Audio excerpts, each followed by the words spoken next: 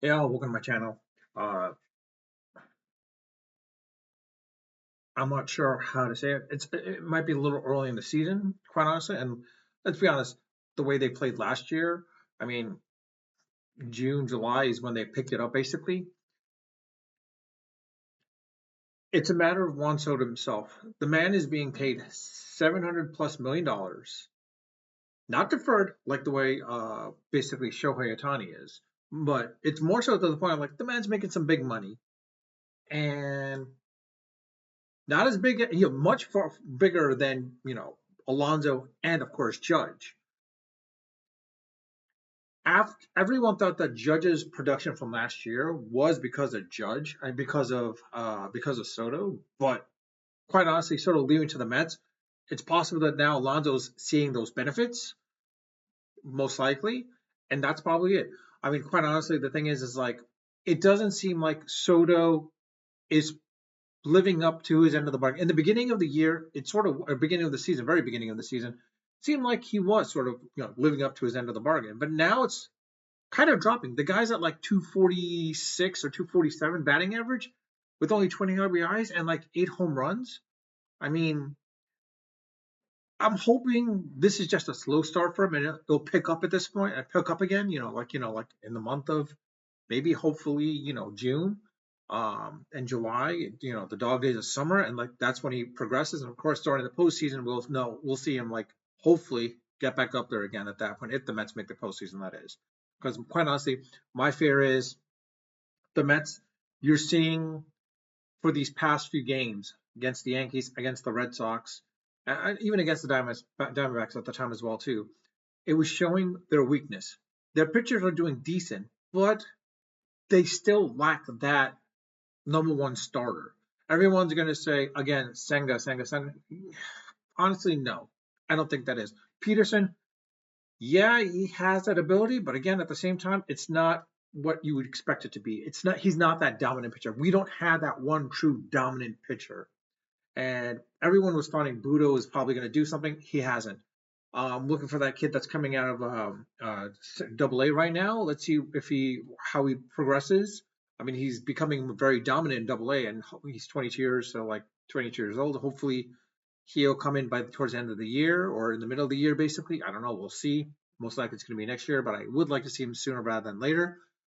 Miguel, it seems like he's changed his repertoire now. When Manea comes back, hopefully he's back to form and he does reproduce what he did last year. Because if he does, it would be great. But again, Manea, I don't think is yet that dominant pitcher as well too. Like you're not going to have a guy that's going to like shut out a team day in and day out. But time will tell. I'm hoping the Mets farm system, they are starting to rebuild their farm system a little bit. So like hopefully we'll see what happens. Um, you know, in the future run or yeah, basically between this year and towards the end of this year as well as next year, basically. But again, Soto is kind of worrying. It's a little worrying what Soto is doing right now. And the fact is like, did the makes well, the question comes down to this: is did the Mets make the wrong choice in regards to how they signed Alonso, giving him that opt out for this year, signing him for 2 years but opt out for the final year? Because like Alonso was definitely essentially banking on himself, and I was like, that would be great. You know what? That'd be great. But at the same time, I think Stearns did made the right move. I think he did because quite honestly, Alonso's getting there up there in years as well too. I don't think he's worth what he thinks he's worth for 7 years. He's the one thing between okay, so like this is true. The one difference between Soto and Alonso outside of hitting is at least Soto knows how to play defense. Alonso has that deficiency. He's not a great defensive first baseman. If he was like say Keith Hernandez, yeah, but he's not. He's not a Keith Hernandez. So yeah, I mean, let's see what happens next year. Honestly, yeah, probably another team like most likely the Yankees, maybe the Padres. I don't think the Dodgers are going to sign him. Maybe the Angels, the way they're playing now, they might sign him.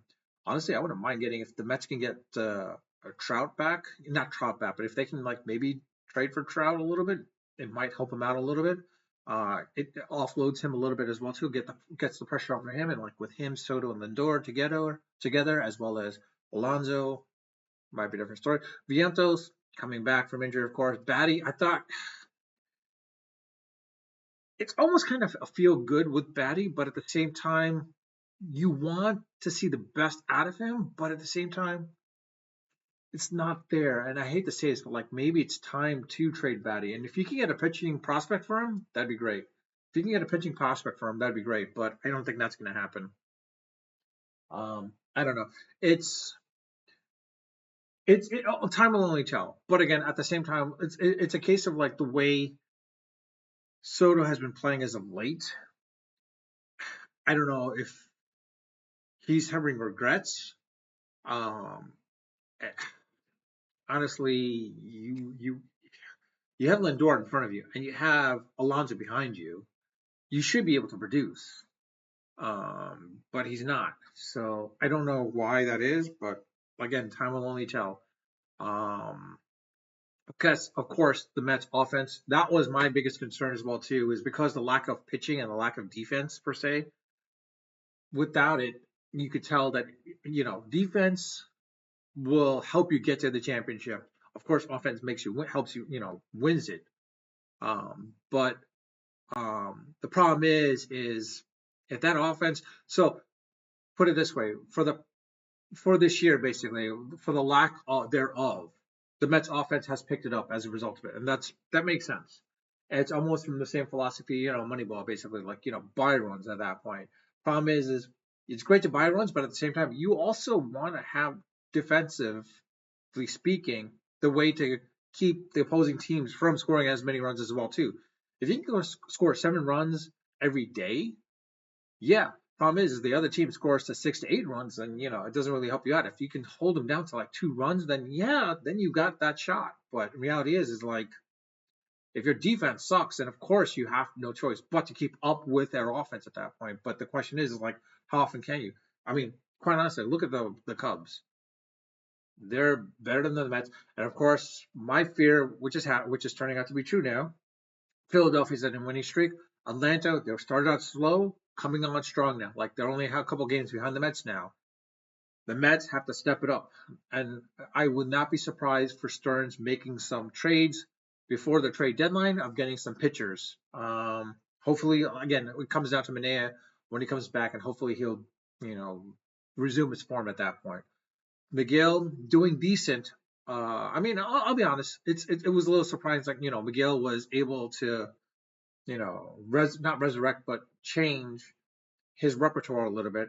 Clay Holmes again. I honestly, um, let's give it a little bit more time. Let's give it till the end of June and see where they're at. By 4th of July break, let's see where the Mets are at. They should be good. But I'll tell you this much: some of the games I've been watching, I'm not too confident.